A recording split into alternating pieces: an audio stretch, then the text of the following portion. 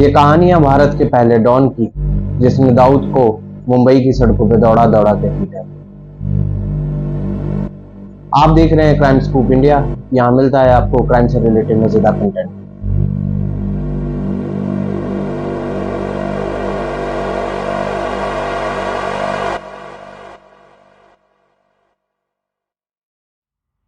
ये कौन था इंडिया का पहला डॉन? अगर हम किसी से भी पूछें कि इंडिया का पहला डॉन कौन था, तो सब के पास, ज्यादातर के पास आंसर होगा दाऊद या हाजी मस्तान। मगर नहीं, सच्चाई कुछ और है। सच्चाई ये है कि इंडिया का पहला डॉन था अब्दुल करीम लाला, जिसका असली नाम अब्दुल करीम शेर खान था। इसका जन्म हुआ 1911 में कुन्नार करके एक जगह है अफगानिस्तान में। कहते हैं कि ये वहाँ की शाही परिवार से ताल्लुक़ रखता था। कई जगह ऐसा भी लिखा गया है कि ये जो वहाँ के पश्तून पठान, उनका आखिरी राजा था। तो 1911 में कुछ डिस्टर्बेंस हुई अफगानिस्तान में। अफगानिस्तान से ये पूरा परिवार अब्दुल करीम लाला का भारत आ जाता है। भारत पहले पेशावर आते हैं, क्योंकि पाकिस्तान और हिंदुस्तान तब अलग अलग नहीं हुए थे। पेशावर आते हैं, पेशावर आने के बाद कुछ काम काज करते हैं। इसकी उम्र सिर्फ 21 साल थी, मगर एम बॉम्बे आना था। उस समय का मुंबई या बॉम्बे, क्योंकि उसको पता था बिजनेस यहीं से होता है, डॉकयार्ड ये सब। तो कुछ टाइम पेशावर में बिताने के बाद इनका पूरा परिवार बॉम्बे आ जाता है। बॉम्बे में आने के बाद ये लोग मुंबई के भिंडी बाजार में रहते हैं। 1920 के आसपास की बात है। भिंडी बाजार में रहते हुए इसको कुछ काम करना था, पैसे कमाने थे। बिजनेसमैन था, क्योंकि वहाँ पे भी इनका बिजनेस था अच्छा खासा। तो इसे पता था कि मुझे बिजनेस करना है। बॉम्बे आने का मकसद भी बिजनेस करना था। तो ये डॉकयार्ड में काम करना शुरू कर देता है। डॉकयार्ड में काम करते करते इसकी कई लोगों से लड़ाई होती है। अच्छा, इसकी हाइट 6 फुट थी, 6 फुट या उससे भी थोड़ी ज़्यादा। अच्छा खासा डील डॉल, तो कोई भी इससे भिड़ने की हिम्मत नहीं करता था। तो वहाँ पर इसी के जैसे कई से अफगान दोस्त मिले, तो उसके साथ इन लोगों ने ग्रुप बनाया। ग्रुप करने के बाद तो धीरे धीरे धीरे धीरे डॉकयार्ड पे कब्जा करना शुरू कर दिया। सो 1920 से लेकर जब इनका गैंग अभी अनऑर्गेनाइज था, इन्होंने वहाँ पे जितने गुजराती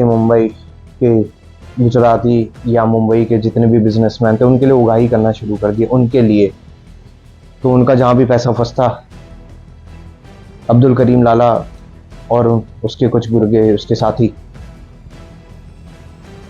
उनके लिए पैसा इकट्ठा करना, ज़मीन खाली करवाना, मकान खाली करवाना, कोठियाँ खाली करवाना उनका काम करता था। अच्छा, इसी में कुछ पैसे भी बना लिए। और ऐसे में पैसे बनाने के बाद इसने पहला जो अपना ऑफिस खोला, ग्रैंड ट्रंक रोड, कहते हैं इसके कुछ होटल और ट्रैवल का भी बिजनेस था। वो तो सिर्फ दिखाने के लिए था। खैर, अंदर ही अंदर इसने इलीगल काम करना शुरू कर दिया मुंबई में। पहला जो इलीगल काम करा अब्दुल करीम लाला ने, वो था जुए के अड्डे। अंदर ही अंदर, बाहर से कुछ और अंदर जुए के अड्डे, मटका तो ये खिलाता था। बहुत सारे वहाँ मजदूर थे तब। वहाँ पे इंडस्ट्रीज़ बहुत ज़्यादा हुआ करती थी, तो उन लोगों को ये मटका खिलाता था। वो भी अपनी किस्मत आजमाने वहाँ आ जाया करते थे, और ज़्यादातर हार के ही जाते थे।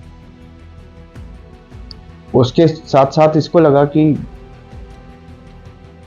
इलीगल शराब बेचने में भी बहुत पैसा है। अच्छा, उस समय महाराष्ट्र ड्राई स्टेट हुआ करता था, तो इसने इलीगल बिजनेस में शराब की तस्करी, शराब पिलाना, शराब के अड्डे वो भी शुरू कर दिए। कई बार पुलिस की नज़रों में भी आया। अच्छा, इसको ये भी पता था कि जो लोकल एडमिनिस्ट्रेशन है उनको अगर साथ नहीं लिया या उनसे कोई झगड़ा मोल लिया तो आगे काम नहीं बढ़ पाएगा, तो उसने सबका ख्याल रखा, जितनी भी लोकल अथॉरिटीज़, पुलिस, म्यूनसिपालिटी वगैरह वगैरह। अच्छा, उस समय अंग्रेज़ों को बहुत टैक्स देना पड़ता था जो भी डॉकयार्ड पे सामान आया करता था, तो वहाँ से स्मगलिंग के लिए इसने बड़ी बड़ी चीज़ें, महंगी महंगी चीज़ें, सोना, घड़ियाँ, इलेक्ट्रॉनिक्स के आइटम या जो जो मंगाए जा सकते थे, जिनके जो एक्सपेंसिव या महंगे होते थे, वो लाने शुरू कर दिए। तो अगर हम देखें 1940 से लेकर 1980 तक करीम लाला का एक तरफा राज था बॉम्बे में, यानी कोई उंगली तक नहीं उठा सकता था। खैर, ऐसा कि अगर किसी ने बोल दिया कि करीम लाला आ रहे हैं तो वो रास्ते खाली हो जाया करते थे। तो ऐसा ही चलता रहा। तब 1940 से लेकर मैंने बताया कि 1980 तक उनका एक तरफा राज था। मगर इसी से थोड़े टाइम पहले दो लोगों की नज़र और पड़ी इस स्मगलिंग के बिजनेस पे। एक का नाम हाजी मस्तान और दूसरे का वरदराजन। वरदराजन साउथ से था। तो हाजी मस्तान और वरदराजन, अच्छा उस समय खून खराबा नहीं हुआ करता था। वरदराजन और हाजी मस्तान और करीम लाला एक साथ मिलते हैं, कहते हैं कि बॉम्बे को आपस में बांट लेते हैं, खून खराबा करने से किसी का फायदा नहीं है, हमारा ही नुकसान होगा। सब लोग अपने अपने बिजनेस में लगे रहे, अपने अपने एरिया बांट लिए। उम्र ढलती गई, हाजी मस्तान अपना पॉलिटिक्स में लग गए, वरदराजन ने रिटायरमेंट ही ले ली। मगर पठान गैंग, उनका लीडर अब्दुल करीम लाला काम कर रहे थे, मुंबई में एक तरफा राज कर रहे थे। अब इनको देखा देखी इन लोगों ने, करीम लाला ने स्पेशली, कई लोग इनसे इंस्पायर हुए और वो गलत इंस्पायर हुए। कहते हैं कि दाऊद बनने में इनका बहुत बड़ा हाथ है। उनको देखना कि लोग इनकी कैसे इज्जत करते हैं, लोग कैसे डरते हैं, और दाऊद का मकसद भी ये था कि लोग उसे जाने, उससे डरे। बड़ी बड़ी गाड़ियाँ, आलीशान बंगले, आसपास हमेशा लोग, वीवीआईपी लोगों से मिलना, नाम लेते ही डर जाना। दाऊद बड़ा प्रभावित हुआ और दाऊद और उसका भाई दोनों ने स्मगलिंग करना शुरू कर दिया। अच्छा, उसे ये भी पता था कि हम उस धंधे या बिजनेस में उतर रहे हैं जहाँ पे करीम लाला है, मगर उसे वो मंजूर था। मगर ये बात करीम लाला को पसंद नहीं है और करीम लाला कहते हैं कि एक बार करीम लाला को दाऊद की खबर लगी और करीम लाला ढूंढ रहे थे, और करीम लाला ने बॉम्बे में एक बार में दाऊद इब्राहिम को इतना पीटा कि उसे कई चोट आई। फिर इन दोनों के बीच में गैंग वॉर चलता रहा थोड़ा बहुत। उस समय इतना नहीं था क्योंकि करीम लाला का कद और डर बहुत ज़्यादा था। मगर दाऊद पीछे से काम करने में ही था, स्मगलिंग का ही काम करता रहता था और पठान गैंग को परेशान करता रहता था। 1940 से लेकर 1980 तक, जैसा कि मैंने आपको बताया कि सिर्फ एक नाम करीम लाला पूरे बॉम्बे में होता था। 1981 में करीम लाला से गलती हो गई, जिसकी वजह से दाऊद आज का दाऊद बना, इंडियाज मोस्ट वांटेड दाऊद। 1981 में करीम लाला ने या पठान गैंग ने दाऊद के बड़े भाई शब्बीर इब्राहिम कासगर की हत्या करवा दी। और इस हत्या में करने वाली जो लोग थे उसमें मनिया सुरवे भी था। मनिया सुरवे की कहानी मैं आपको एक अलग एपिसोड में सुनाऊंगा, कौन था मनिया सुरवे। पूरी रेकी के साथ इस कत्ल को किया गया। कहते हैं कि मनिया सुरभि और उसके 3-4 साथी एक ऐसी गाड़ी में बैठे थे जो सजी हुई थी, जो जिससे लगे कि वो किसी एक शादी की गाड़ी है जिसपे किसी को शक ना हो। और शबीर की उन्होंने पूरी रेकी कर रखी थी, उन्हें पता था ये कहाँ रुकता है कहाँ जाता है। शबीर उस दिन अपने जिस तरीके से आता जाता था, एक पेट्रोल पंप में रुकता है तेल भरवाने के लिए, तभी पीछे से मनिया सुरभि और उसके साथी आते हैं और धड़ाधड़ गोलियां चलाते हैं और शबीर की वहीं मौत हो जाती है। दाऊद अपने बड़े भाई की मौत से बौखला गया, चाहता था कि किसी तरह पठान या करीम लाला मिले और उसकी हत्या अपने हाथों से करे, मगर ऐसा हुआ नहीं। मगर उसके बाद जो हुआ पूरे बॉम्बे को दहला दिया। दाऊद इब्राहिम की gang, Dawood gang, D company, उन्होंने पूरी पठान गैंग को साफ कर दी। पठान गैंग बिल्कुल कमज़ोर हो गई। अब धीरे धीरे पठान गैंग कमज़ोर हो रही थी। करीम लाला ने सोचा कि कैसे इसको शांत किया जाए। कई बार बात करने की भी कोशिश करी मगर कोई रास्ता नहीं निकली।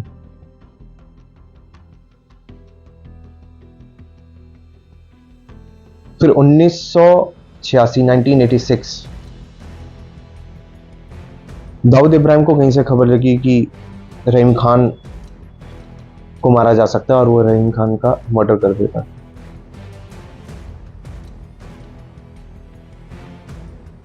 इसके बाद करीम लाला भी बहुत गुस्से में आता है, फिर से गैंग वॉर होता है और इस समय मुंबई पुलिस ने बोला कि ये गैंग वॉर है, दो गैंगों के बीच की लड़ाई। तो तब ये भारत में पहली बार आज़ादी के बाद टर्मिनोलॉजी यूज होती है, गैंग वॉर।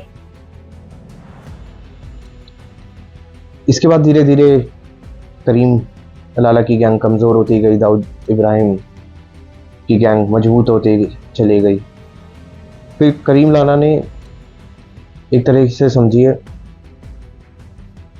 त्याग दिया क्राइम वगैरह, और उसके बाद 19 फरवरी 2002 को उनके बॉम्बे में ही उनकी मृत्यु हो जाती है तबीयत खराब होने की वजह से। अच्छा, कई दिलचस्प किस्से हैं करीम लाला के बारे में। कहते हैं कि 1970 के आसपास उनकी तबीयत खराब हुई, उनके घुटनों में दर्द हुआ, तो किसी ने उनको तोहफे में एक छड़ी दी, ब्लैक कलर की, गोल्डन प्लेटेड।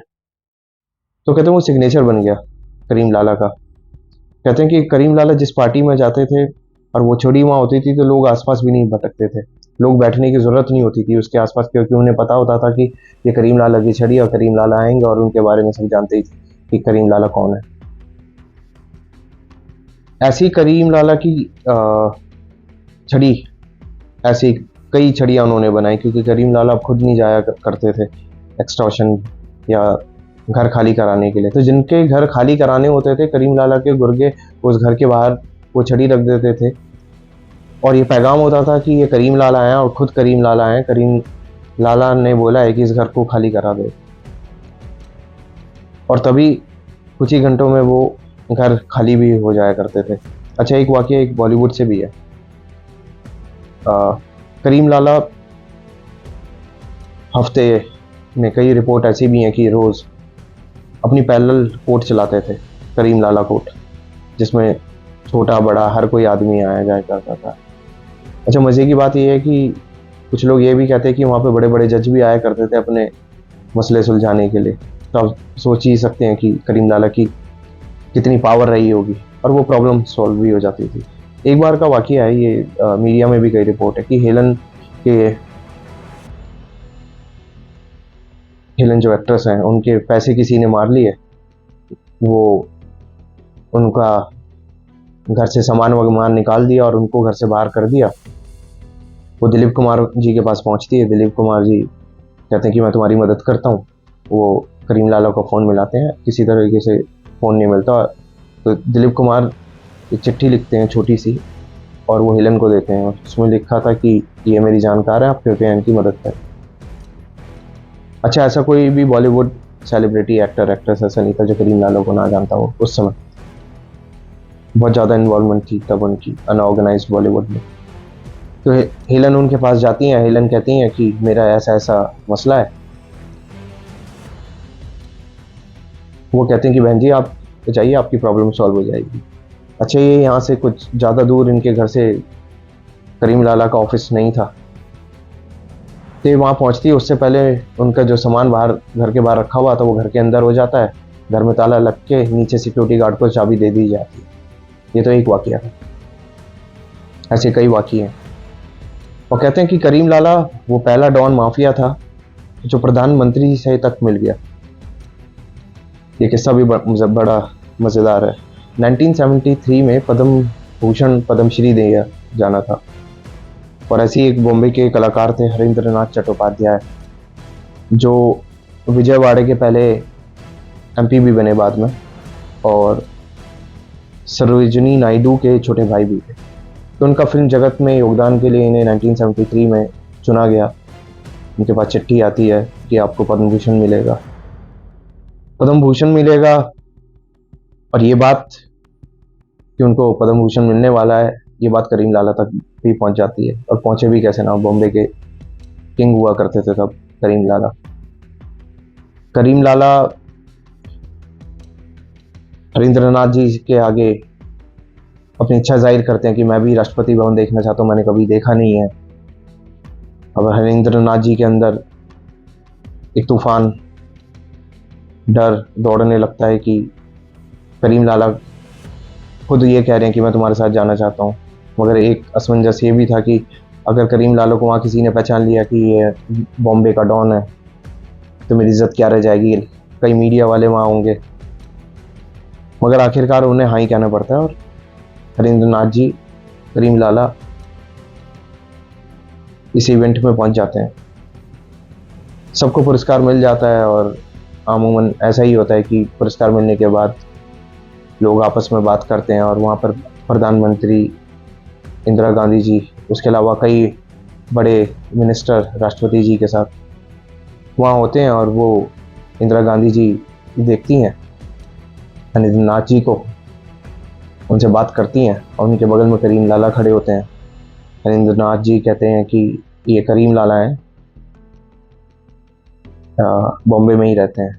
और वहाँ करीम लाला अपना इंट्रोडक्शन इंदिरा गांधी जी को कहते हैं कि मेरा नाम करीम लाला है, मैं पठान कम्युनिटी के लिए काम करता हूँ, यानी उनका एक लीडर हूँ।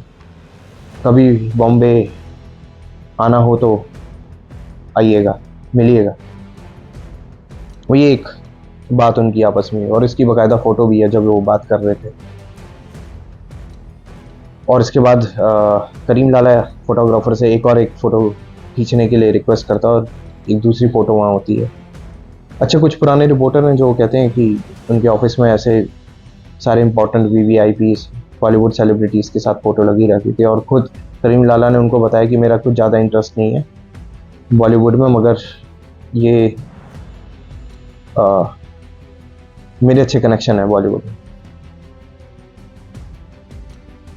तो ये थी कहानी करीम लाला, इंडिया के फर्स्ट डॉन की। ऐसे ही रोमांचक और इंटरेस्टिंग स्टोरीज़ के लिए देखते रहिए क्राइम स्कूप इंडिया।